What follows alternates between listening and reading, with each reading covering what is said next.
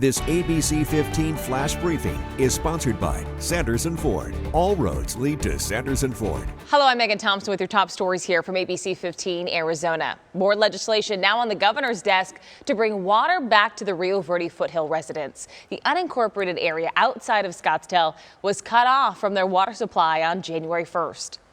This has been such a battle that seeing the votes come in was finally our first taste of a victory for the community. We don't want to cut corners and sign an agreement that is going to hurt in the long run and not allow certain people, or be such an exorbitant fee or cost that people still can't afford it, even though the water's right there in Scottsdale.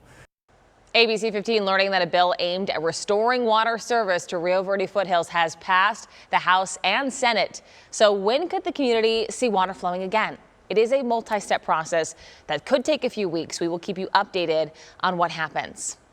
The city of Phoenix has a brand new water conservation policy. City Council approving the measure last night. The policy includes new guidelines for non-functional turf. It also encourages the planting of drought-tolerant and native plants. There are also new outdoor irrigation standards, plus enhanced standards for swimming pools. A final vote is expected any day now on rate increases for water service in the city of Phoenix. If approved, you can expect a 6.5% increase in prices starting in October, with additional increases in March of next year and in 2025.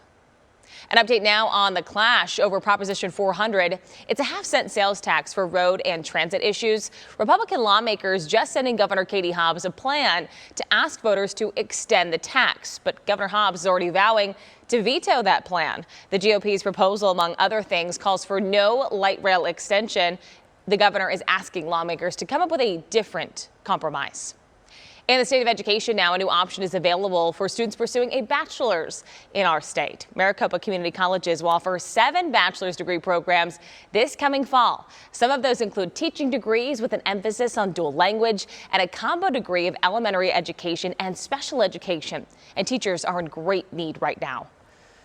In our initial offerings, we looked very closely at workforce demand areas, at opportunities for us to fill needs in areas that are not currently being met. More than 800 students who previously have not been with MCC are enrolled in a 4-year degree program, and MCC will offer 4 more 4-year degrees by 2025.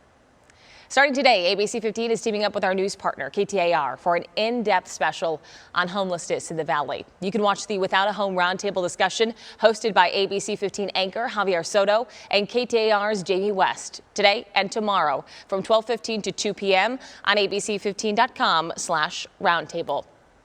With hotter temps on the way, some homeowners here in Arizona are saying they're seeing a lot more of some slithering, skin-crawling creatures. We're talking about snakes. They could be anywhere on the property, but more often we'll find them out here on the street areas. Usually more in the early morning hours and in the later evening hours when it starts to cool down. Okay, so if you do see a snake, here are some tips from the pros. Try not to panic. Stay at least 5 feet away from the snake and do not try to kill it. If you do get bit, don't panic. Call 911 immediately. Kids in the West Valley have the chance to design the city's new library card. Peoria Public Library is holding that contest right now. The designs have to go with the summer reading theme of All Together Now. The winner gets a $100 gift card, and their art will be featured on library cards across the city. You can pick up an application at the library now or on their website. That contest runs through July 31st.